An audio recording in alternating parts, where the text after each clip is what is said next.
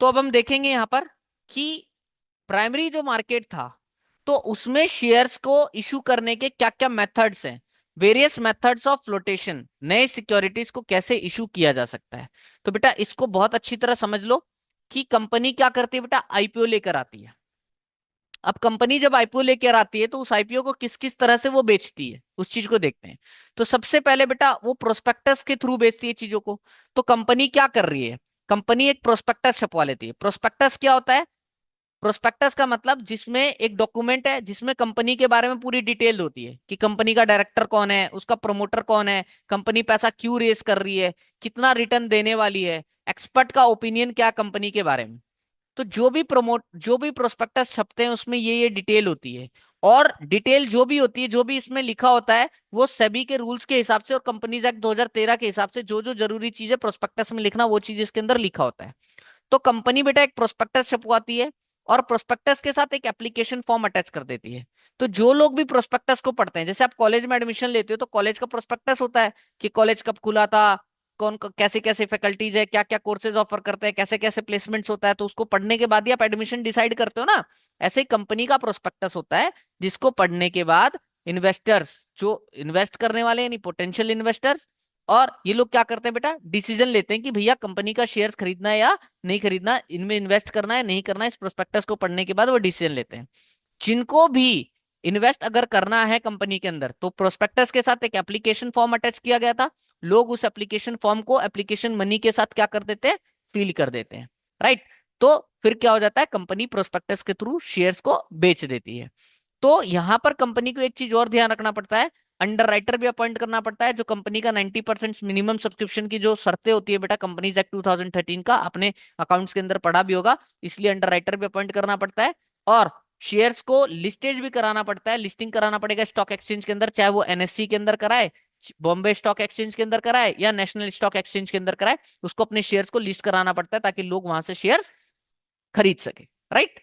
तो ये मैंने आपको बता दिया कि ऑफर थ्रू प्रोस्पेक्टस कैसे कंपनी बेचती है। और आज के दिन क्या होता है बेटा, जब कंपनी आईपीओ निकालती है ना, तो आईपीओ का एक लॉट साइज होता है। एक शेयर ऑटोमेटिक नहीं बिकता, एक शेयर। अब जैसे तुमने देखा होगा कि बजाज हाउसिंग फाइनेंस ने आईपीओ निकाला था, तो उसका 214 शेयर का लॉट था बेटा, एक शेयर 70 रुपए का था। तो जो भी लोग उसके अंदर खरीदना चाह रहे थे, तो उसको 214 शेयर तो कम से कम खरीदना ही पड़ रहा था। ठीक है।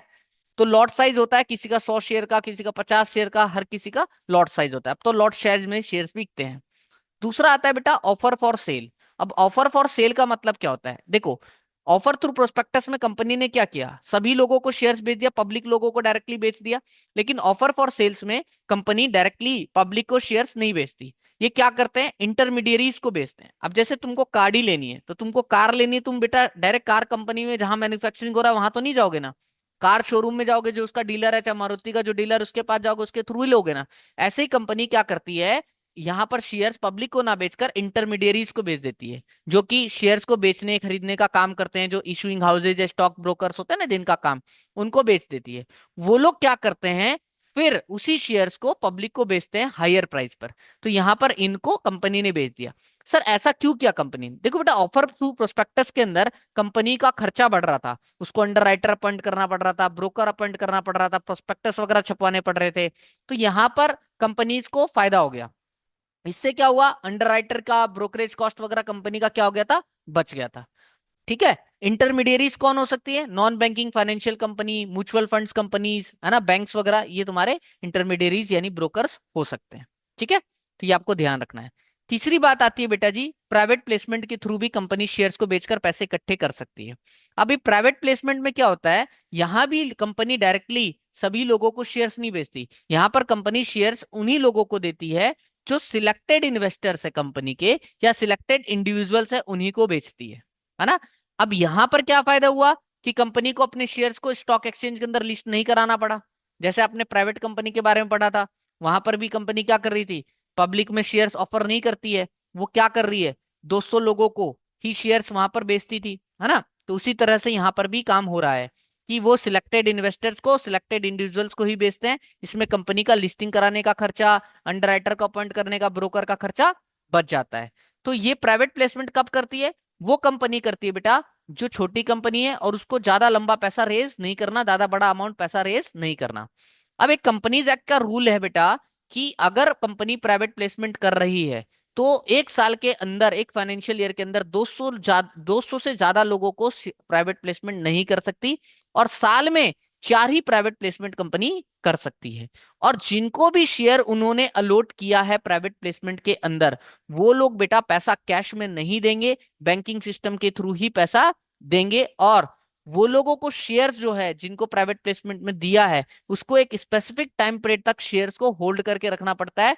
उस टाइम पीरियड तक, उस टाइम से पहले उस शेयर्स को किसी को बेच नहीं सकते। इन बात को भी आपको ध्यान देना है, राइट।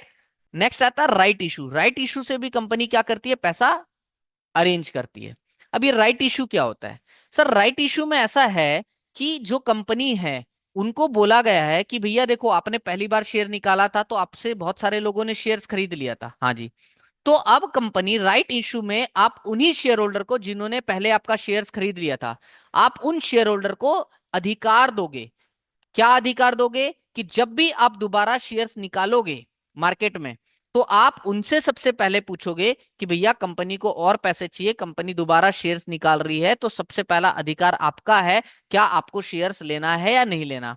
और उन लोगों को कंपनी बेटा सस्ते में देती है, मार्केट प्राइस से सस्ते में देती है। रीजन बताऊंगा क्यों देती है, तो इसको जरा समझते हैं। कि कोई भी एग्जिस्टिंग कंपनी वो शेयर्स डायरेक्टली पब्लिक को ऑफर नहीं करेगी, नए शेयर्स को, है ना, लार्ज में, एट लार्ज लेवल पर नहीं करेगी। सबसे पहले वो ऑफर करेगी शेयर्स एग्जिस्टिंग शेयर होल्डर को, एक स्पेसिफिक रेशियो के अंदर। सारा भी उनको नहीं देगी, एक रेशियो देगी उनको, मार्केट प्राइस से कम पर। क्यों? क्योंकि कंपनीज एक्ट 2013 ने कहा है कि आप एग्जिस्टिंग शेयर होल्डर को प्रीएम्प्टिव राइट्स दोगे। याद रखना, प्रीएम्प्टिव राइट्स कई बार पूछ लेता है। तो प्रीएम्प्टिव राइट्स क्या है? कि एग्जिस्टिंग कंपनी अगर नए शेयर्स को इशू करती है तो पहला अधिकार वो एग्जिस्टिंग शेयर होल्डर को देंगी, जिसमें वो उनको एक कूपन देती है। और उस कूपन के जरिए बोलते हैं कि भैया आप कंपनी का शेयर ले सकते हो मार्केट प्राइस से कम पर।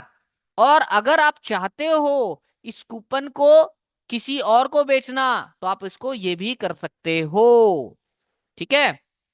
अगर वो इंटरेस्टेड नहीं है बेटा, तो buying the shares of company, then वो अपने शेयर्स को, कूपन्स को किसी और को भी बेच सकते हैं। ये ऑप्शन भी कंपनी उनको देती है, राइट। तो ये आपको समझा दिया मैंने राइट इशू।